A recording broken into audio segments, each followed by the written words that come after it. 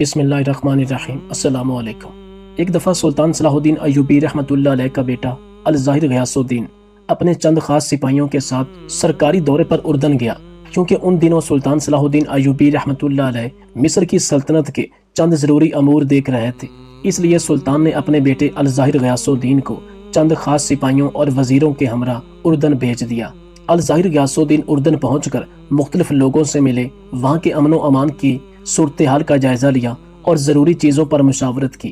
آخر 3 دن کے بعد جب الظاہر غیاث الدین وہاں سے مصر کے لیے روانہ ہوئے تو وہاں کے گورنر سراج الدین ابن خضر نے انہیں ایک انتہائی قیمتی پوشاک، ایک تلوار اور ایک زنانہ سونے کا ہار تحفے میں دیا۔ اس کے بعد الظاہر غیاث الدین نے گورنر کا شکریہ ادا کرتے ہوئے وہاں سے اپنی منزل کی طرف روانہ ہو گئے۔ لیکن جب ظاہر غیاث الدین اپنے سپاہیوں، وزیروں کے ہمراہ مصر واپس پہنچے تو اردن کی امن و امان کی صورتحال اور دیگر مشاورت اور دیگر کیے گئے فیصلوں کے متعلق سلطان صلاح الدین ایوبی رحمۃ اللہ علیہ کو آگاہ کیا کہ یہ اردن کی ساری صورتحال ہے جو میں آپ کے سامنے بیان کر رہا ہوں۔ یہ سب سننے کے بعد سلطان نے اپنے دیگر وزیروں، مشیروں سے اردن کی ساری صورتحال پر مشاورت کی کہ اب وہاں پر کیا کرنا چاہیے، کیونکہ ان دنوں وہاں پر 3 قاضی تعینات کرنے تھے۔ خیر، سارے معاملے کی چھان بین کے بعد سلطان صلاح الدین ایوبی رحمۃ اللہ علیہ نے مصر کے 1 قاضی اور 2 اردن کے قاضیوں کے نام دیے۔ پھر ان تینوں قاضیوں کو اردن کے مختلف جگہوں پر قاضی کے عہدے پر تعینات کر دیا گیا۔ تقریباً 6 ماہ بعد جب اردن کا گورنر مصر آیا تو اس کی سلطان صلاح الدین ایوبی رحمۃ اللہ علیہ سے ملاقات ہوئی اور سارے معاملات پر بات چیت کرنے کے بعد 2 دن کے قیام کے بعد جب اردن کا گورنر سراج الدین ابن خضر جانے لگا تو انہوں نے سلطان سے ان کے بیٹے الظاہر غیاث الدین کے بارے پوچھا کہ وہ نظر نہیں آ رہا ہے، تو سلطان صلاح الدین ایوبی رحمۃ اللہ علیہ نے انہیں بتایا کہ وہ کسی ضروری کام سے فلسطین گئے ہوئے ہیں۔ آپ اگر ان کو کوئی پیغام دینا چاہتے ہیں تو مجھے بتائیے، میں ان کو آپ کا پیغام پہنچا دوں گا۔ تو اس وقت گورنر سراج الدین ابن خضر نے ایک سونے کی انتہائی قیمتی انگوٹھی نکالی اور کہا کہ یہ میری طرف سے الظاہر غیاث الدین کو دے دیجیے گا۔ سلطان صلاح الدین ایوبی رحمۃ اللہ علیہ نے کہا کہ یہ کس لیے ہے، یہ آپ انہیں کیوں دے رہے ہیں؟ کیا میں پوچھ سکتا ہوں کہ یہ انگوٹھی دینے کی ضرورت کیوں پیش آئی؟ تو گورنر سراج الدین ابن خضر نے سلطان سے عاجزانہ طور پر کہا کہ سلطان معظم، جب ملک الظاہر غیاث الدین میرے ہاں یعنی اردن آئے تھے تو میں نے ان کو جاتے وقت تحفے میں ایک تلوار، ایک پوشاک اور ایک زنانہ سونے کا ہار دیا تھا، جبکہ یہ انگوٹھی دینا میں بھول گیا تھا، لہٰذا یہ انگوٹھی میں ان کو دینا چاہتا ہوں۔ گورنر کی یہ بات سنتے ہی سلطان صلاح الدین ایوبی رحمۃ اللہ علیہ کے ماتھے پر واضح غصہ نظر آنے لگا۔ اتنے میں گورنر نے وہ انگوٹھی سلطان کے سامنے موجود ایک میز پر رکھی اور سلام کر کے وہاں سے چلا گیا۔ 2 دن بعد جب ظاہر غیاث الدین واپس مصر لوٹے تو سلطان صلاح الدین ایوبی رحمۃ اللہ علیہ نے انہیں بلوا لیا اور ان سے پوچھا کہ جب آپ 6 ماہ پہلے چند سپاہیوں کے ہمراہ اردن گئے تھے تو وہاں آپ کی ملاقات گورنر سراج الدین ابن خضر سے ہوئی تھی؟ الظاہر غیاث الدین نے کہا جی، ان سے ملاقات ہوئی تھی۔ سلطان صلاح الدین ایوبی نے کہا کہ انہوں نے آپ کو چند تحائف دیے تھے، وہ تحفے آپ نے مجھے بتائے بھی نہیں، اور وہ کہاں پر ہیں؟ الظاہر غیاث الدین نے کہا کہ وہ انہوں نے مجھے دیے تھے، لہٰذا وہ تلوار میرے پاس ہے اور وہ پوشاک میں پہن کر فلسطین گیا تھا جو اس وقت میرے تن پر ہے، اور وہ سونے کا ہار میں نے اپنی بیوی کو دے دیا تھا کیونکہ وہ زنانہ تھا۔ یہ سننے کے بعد سلطان صلاح الدین ایوبی رحمۃ اللہ علیہ اپنے جلال میں بولے کہ تمہیں کس نے حق دیا ہے کہ اردن سے ملنے والے تمام تحفوں کو تم اپنی ذات پر، اپنے گھر پر یا اپنی بیوی پر خرچ کرو؟ تمہیں کوئی حق نہیں پہنچتا کہ ان تحفوں کو استعمال کرو۔ الظاہر غیاث الدین نے انتہائی نرم لہجے میں کہا کہ سلطان معظم، میں معذرت چاہتا ہوں، لیکن وہ تحفے انہوں نے مجھے دیے تھے۔ سلطان نے کہا سب سے پہلی بات تو یہ ہے کہ جب تمہیں تحفے ملے تو تمہیں واپس آ کر مجھے بتانا چاہیے تھا، اور دوسرا یہ کہ وہ تحفے تمہیں نہیں ملے، وہ تحفے سلطان صلاح الدین ایوبی کے بیٹے الظاہر غیاث الدین کو ملے ہیں، چونکہ تم اور میں، ہم دونوں اس سرزمین کے محافظ ہیں، اور حقیقت یہ ہے کہ تحفے ہم دونوں کو نہیں ملے بلکہ اس عہدے کو ملے ہیں جو اس سرزمین پر رہتے ہوئے ہمیں اللہ تعالیٰ نے عطا کیے ہیں، اور یہ تحفے اسی سرزمین کے لوگوں کی فلاح پر خرچ کرنے ضروری ہیں، اور وہ انہی کا حق ہے، ان پر تمہارا یا میرا کسی کا حق نہیں، سوائے اس سلطنت میں بسنے والے لوگوں کے، اس سلطنت کی حفاظت کرنے والے ان سپاہیوں کے، ان قاضیوں کے۔ اس وقت سلطان صلاح الدین ایوبی رحمۃ اللہ علیہ نے اپنے بیٹے الظاہر غیاث الدین کو مخاطب کرتے ہوئے کہا کہ کیا تم بھول گئے ہو اسلامی شریعت کو؟ تمہیں یاد نہیں ہے کہ اسلام کا اس کے متعلق کیا حکم ہے؟ پھر فرمایا ایک دفعہ حضرت عمر فاروق رضی اللہ تعالی عنہ کے دور خلافت میں بصرہ کے گورنر حضرت ابو موسیٰ اشرا کے خلاف شکایت آئی۔ حضرت عمر فاروق رضی اللہ تعالی عنہ نے گورنر کو طلب کیا اور پوچھا، ابو موسیٰ، میں نے سنا ہے تجھے جو تحائف ملتے ہیں وہ تم خود رکھ لیتے ہو، بیت المال میں جمع نہیں کرواتے۔ حضرت ابو موسیٰ اشرا بولے، حضور وہ تحائف مجھے ملتے ہیں۔ حضرت عمر نے فرمایا، وہ تحفے تحائف تجھے نہیں تمہارے عہدے کو ملتے ہیں۔ حضرت عمر نے حضرت ابو موسیٰ کو گورنر کے عہدے سے معزول کیا، ٹاٹ کے کپڑے پہنائے، ہاتھ میں چھڑی دی اور بیت المال سے سینکڑوں بکریاں دے کر کہا کہ جاؤ اور اب سے بکریاں چرانا شروع کر دو۔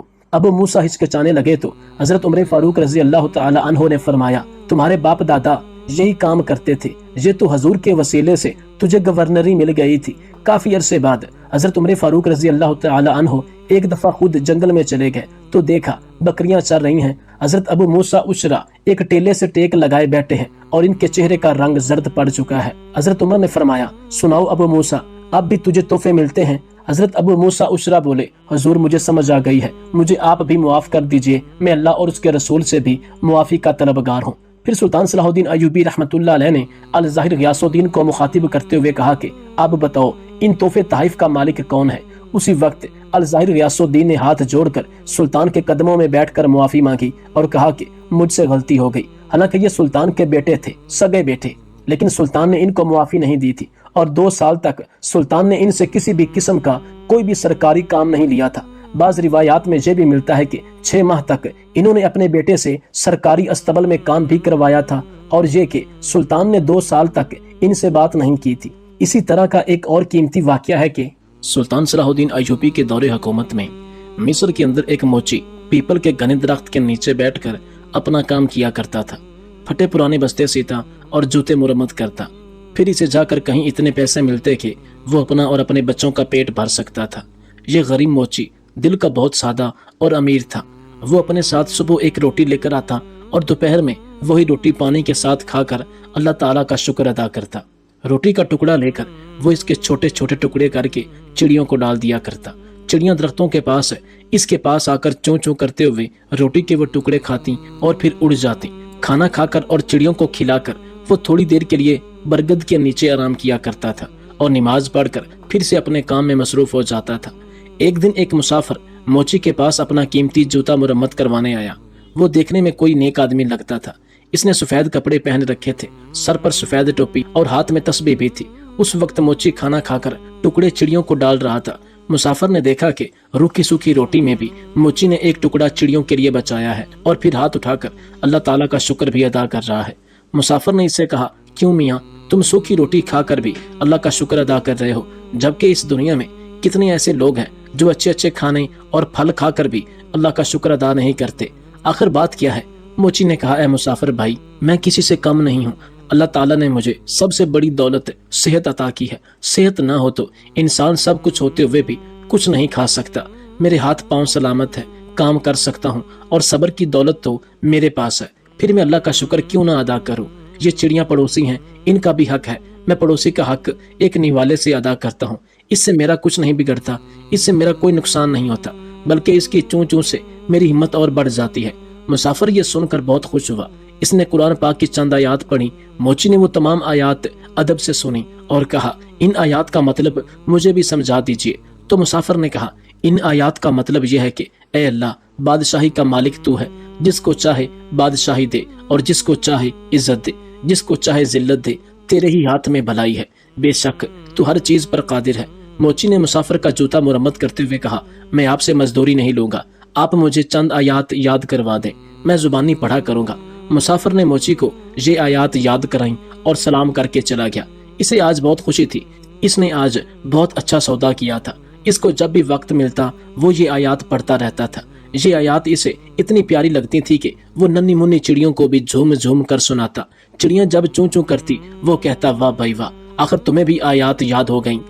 اسی طرح کئی دن گزر گئے اور کافی دن کوئی بھی جوتے مرمت کروانے نہیں آیا۔ موچی کے پاس تھوڑے سے پیسے تھے جن کا وہ آٹا لے کر آ گیا۔ کچھ دن کے لیے تو کھانے کا انتظام ہو گیا، لیکن اس کے پاس کام ابھی تک نہیں آیا تھا۔ آٹا بھی ختم ہو چکا تھا، چڑیاں بھی روٹی کا انتظار کرتے ہوئے چلی گئی تھیں۔ موچی نے کئی دفعہ اٹھ کر پانی پیا، اسے بھوک لگ رہی تھی، ساتھ میں اسے اپنے بیوی اور بچوں کی بھی فکر تھی۔ شام کو تھکا ہارا گھر آیا، گھر میں کوئی اناج نہیں تھا، सब लोग भूखे पेट ही सो गए। इस आलम में 2 दिन और गुजर गए। पानी के सिवा इनके पेट में कुछ भी नहीं था। सब भूख से निढाल हो गए थे। घर में कोई ऐसी चीज मौजूद नहीं थी जिसे बेचकर आटा या खाने की कोई चीज लेकर आते। मोची की बीवी रोने लगी और बोली, ये मासूम बच्चे मर जाएंगे। 4 दिन से इनके पेट में एक भी दाना नहीं गया। इन बच्चों का क्या कसूर है? सामने वाले घर जाओ, वहां आज दावत है, बाहर देगें पक रही हैं। तुम पड़ोसी से थोड़ा खाना या पैसे मांग कर लाओ ताकि इन बच्चों का पेट भर जाए। मोची उदास बैठा था, कहने लगा, नेक बख्त, सामने वाला पड़ोसी बड़ा घमंडी है, बेहद मगरूर है। मैं किसी का एहसान नहीं लेना चाहता, मगर इन बच्चों की हालत मुझसे देखी नहीं जाती। मुझे इससे कोई उम्मीद तो नहीं, फिर भी अगर तुम कहती हो तो मैं चला जाता हूँ, शायद अल्लाह इसके दिल में रहम डाल दे। मोची अपने पड़ोसी के पास गया और इसे सलाम किया। साथ कहा कि 4 दिन की भूख ने मुझे मजबूर कर दिया है कि मैं अपने बच्चों के लिए आपसे खाना मांगने आया हूँ, या कम से कम आप मुझे कुछ पैसे ही उधार दे दें। मेरे पास जैसे ही पैसों का इंतजाम होगा मैं आपको वापस कर दूंगा। बच्चों की हालत मुझसे देखी नहीं जा रही। आपको यकीन ना आए तो आप मेरे घर देख लें। अगर आज भी इनको खाने को कुछ ना मिला तो वो मर जाएंगे। पड़ोसी ने हंसते हुए कहा, तू तो बड़ा चालाक है। घर के बाहर देगे पकती हुई देखी तो सोचा कि क्यों ना मांग कर खाना लाकर मजे से उड़ाऊं। अरे बदबख्त, मेहनत कर, पैसे कमाना बड़ा मुश्किल काम है। मैंने भी बहुत मेहनत की है, तब कहीं जाकर ये घर बना है। तुम जैसे मुफ्त खोरे पर पैसे क्यों जाया करूं? अब जा, भाग जा। मोची बेचारा खामोश खड़ा रहा। पड़ोसी ने अपने एक मुलाजिम को आवाज देकर कहा, अरे जरा इस कमबख्त मोची को धक्का देकर घर से बाहर तो निकालो। खाने की खुशबू पर फकीरों की तरह लपक कर आया है। मेरा पैसा हराम का नहीं जो इन पर जाया करूं। 2-3 नौकर भागते हुए आए और मोची को धक्का देकर घर से बाहर निकाल दिया।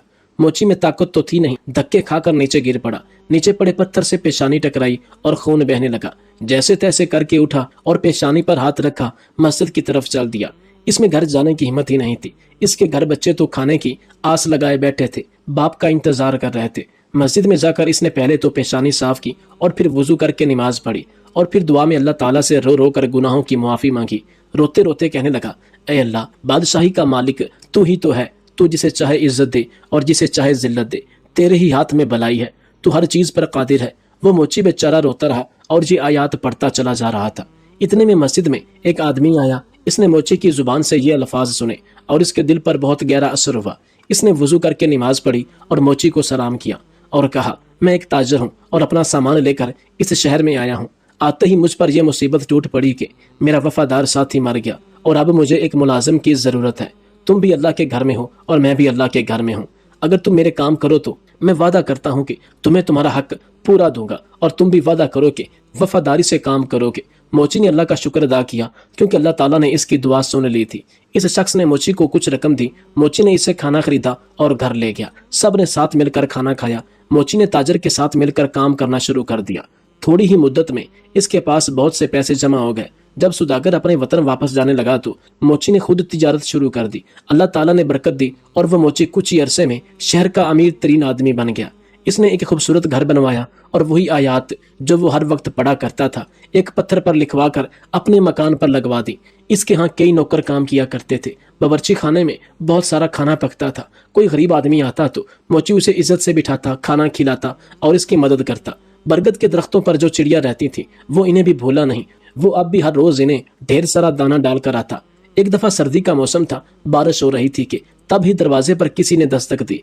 नौकर ने दरवाजा खोला तो एक आदमी फटे पुराने कपड़ों में बाहर खड़ा कांप रहा था।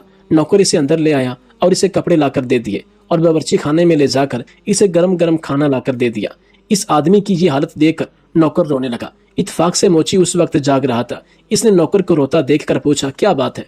इसने कहा, हुजूर, आपके दरवाजे पर जो आयात लिखी हैं इनका मतलब आज मुझे समझ आया है। अभी जो फकीर आया है, चंद साल पहले वो बड़ा अमीर आदमी हुआ करता था। उसका बड़ा मकान था, इसके पास बहुत सी दौलत थी, मगर ये शख्स हर किसी को हकीर जानकर इसे जलील किया करता था। किसी को सदका खैरात तक नहीं देता था और आज अल्लाह ताला ने इसे खुद फकीर बनाकर यहाँ भेजा है। मैं इसके घर में मुलाजिम था। मेरा बच्चा बीमार पड़ा था। मैंने इससे रुपए मांगे पर इसने मुझे धक्के देकर बाहर निकाल दिया। मेरा बच्चा इलाज न होने की वजह से मर गया और आज इसे इस बुरे हाल में देखकर मुझे रोना आ गया। वाकई अल्लाह ताला हर चीज पर कादिर है। इज्जत और जिल्लत इसी के हाथ में है। मोची दूसरे कमरे में गया तो इसने देखा कि इसका वही मगरूर पड़ोसी बैठा है जिसने इसे धक्के देकर बाहर निकाला था। मोची ने इसे सलाम किया और कहा, मैं आपका वही गरीब पड़ोसी हूँ जो मोची का काम करता था। ایک بار کئی دن کے فاقے نے مجھے آپ کے در پر جانے کے لیے مجبور کر دیا تھا اور آپ نے مجھے دھکے دے کر وہاں سے نکال دیا تھا۔ میری پیشانی پر اس دن لگنے والی چوٹ کا نشان اب تک موجود ہے۔ پڑوسی نے موچی کو پہچان لیا اور روتے روتے کہنے لگا، اللہ تعالیٰ نے مجھے سزا دی ہے، میرا سارا کاروبار تباہ ہو گیا، بیوی مر گئی اور بچے آوارہ ہو گئے، میں خود بیمار ہو گیا ہوں، گھر بھی بک گیا ہے، اب نہ سر چھپانے کو جگہ ہے اور نہ ہی کچھ کھانے کو ہے۔ سچ کہتے ہیں کہ جو بھی دولت پر غرور کرتا ہے اس کا انجام برا ہوتا ہے۔ واقعی اللہ تعالیٰ جسے چاہے عزت دیتا ہے اور جسے چاہے ذلت دیتا ہے، اسی کے ہاتھ میں بھلائی ہے اور وہی ہر چیز پر قادر ہے۔ موچی نے کہا، ہاں، ہر چیز اللہ تعالیٰ کے اختیار میں ہے اور اللہ کی ذات کے علاوہ کسی پر بھی بھروسہ نہیں کرنا چاہیے۔ ارے بھائی، پیسہ کیا ہے؟ آنی جانی چیز ہے، اس پر غرور کرنا اچھی بات نہیں۔ خیر، تمہیں بہت سزا مل چکی ہے، سچے دل سے اللہ تعالیٰ سے توبہ کرو۔ اللہ تعالیٰ اپنے بندوں پر بڑا مہربان ہے، وہ ضرور تمہاری توبہ کو قبول کرے گا۔ میں تمہیں کچھ رقم دیتا ہوں، اس سے تجارت کرو، اللہ تعالیٰ تمہاری مدد کرے گا، بے شک اللہ تعالیٰ ہر چیز پر قادر ہے۔ ساتھیو، سبسکرائب، شیئر اور لائک ضرور کیجیے گا۔ جزاک اللہ خیر۔